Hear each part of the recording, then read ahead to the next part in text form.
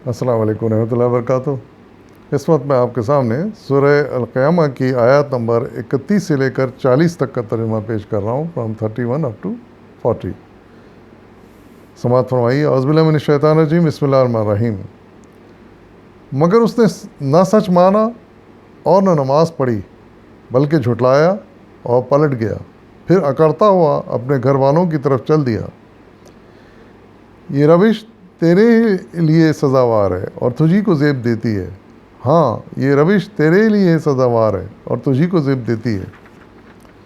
کیا انسان نے یہ سمجھ رکھا ہے کہ وہ یوں ہی مہمل چھوڑ دیا جائے گا؟ کیا وہ حقیر پانی کا نطفہ نہ تھا جو رحم مادر میں ٹپکایا جاتا ہے؟ پھر وہ ایک لوتھڑا بنا، پھر اللہ نے اس کا جسم بنایا اور اس کے اعضاء درست کیے، پھر اس سے مرد اور عورت کی 2 قسمیں بنائیں۔ کیا وہ اس پر قادر نہیں ہے کہ مرنے والوں کو پھر سے زندہ کرے؟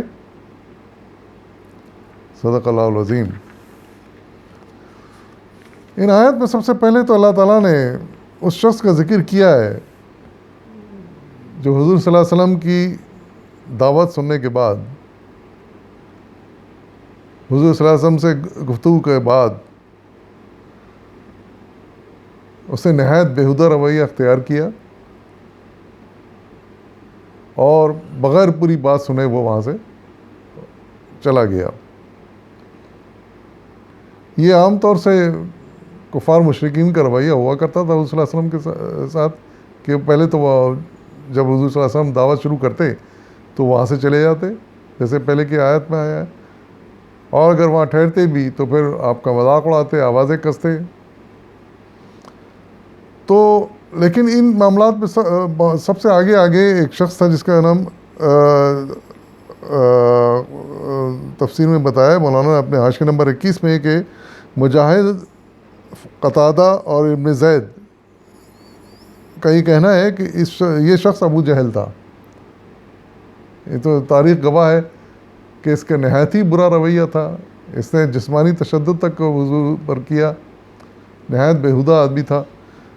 تو اسی کے رویے کے بارے کا عکاسی کی گئی کہ کس طرح وہ اس کا رویہ تھا، یعنی حضور صلی اللہ علیہ وسلم کی بات کو نہ اس نے سچ مانا، نہ اس کے حضور صلی اللہ علیہ وسلم کے کہنے کے مطابق نماز پڑھی، نماز تو دور کیا، بات ہی کو اس نے جھٹلا دیا، اور پھر پلٹ گیا اور اکڑتا ہوا اپنے گھر کی طرف چل دیا۔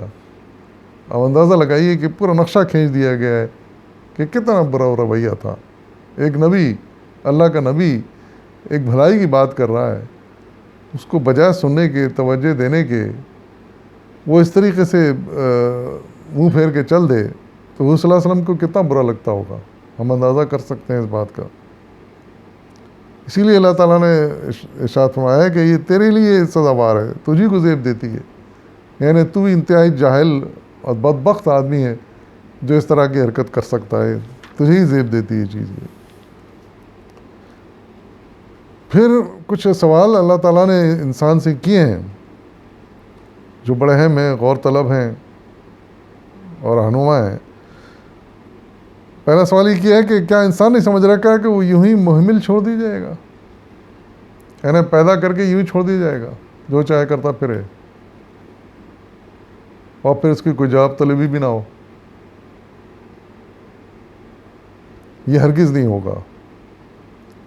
انسان کو اپنے اعمال کا جواب دینا ہوگا، ایک ایک عمل کا جواب دینا ہوگا، ایک ایک برائی کا، ایک ایک ظلم کا، ایک ایک زیادتی کا، ایک ایک حق تلفی کا جواب دینا ہوگا۔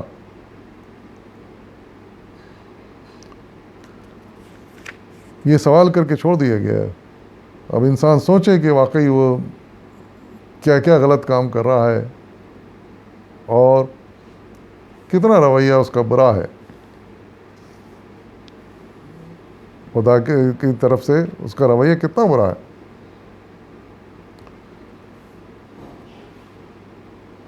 پھر ایک اور سوال کیا گیا انسان سے کہ کیا وہ حقیر پانی کا نطفہ نہ تھا جو رحم مادر میں ٹپکایا جاتا ہے، پھر ایک لوتھڑا بنا، پھر اللہ نے اس کا جسم بنایا اور اعضاء کے درست کیے، پھر اس سے مرد اور عورت کی 2 قسمیں بنائیں، کیا وہ اس پر قادر نہیں ہے کہ مرنے والوں کو پھر سے زندہ کر دے؟ یہ کچھ سوالات ہیں جو ہر انسان سے اللہ تعالیٰ نے کیے ہیں کہ انسان کس بات پر کرتا ہے، کس بات پر غرور کرتا ہے، تکبر کرتا ہے. جو ابو جہل کا جو رویہ بیان کیا گیا، یہ کس بیس پر، وہ کس بنیاد پر وہ اتنا کرتا ہے، اس کی حیثیت کیا ہے؟ اس کی حیثیت یہ ہے کہ ایک حقیر پانی کے قطرے سے اس کا وجود شروع ہوا،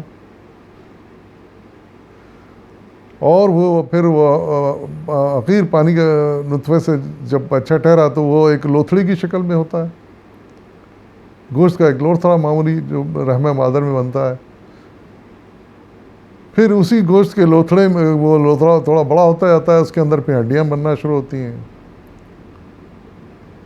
پھر ایک آہستہ آہستہ پھر انسان کی شکل، اس کے اعضاء بننے لگتے ہیں، اور کہ ایک وقت آتا ہے تقریباً 9 مہینے کے اندر کہ ایک مکمل انسان کا بچہ بن جاتا ہے، جو کہ پھر اللہ کی قدرت سے پھر دنیا میں آتا ہے.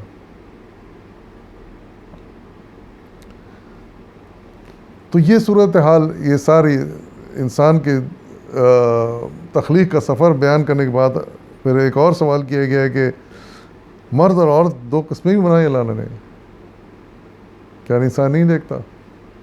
یعنی کمال ہے کہ وہی پروسیس ہوتا ہے بچہ بننے کا، لیکن پھر اس میں 2 جنس بن جاتی ہیں، ایک عورت کی اور ایک مرد کی.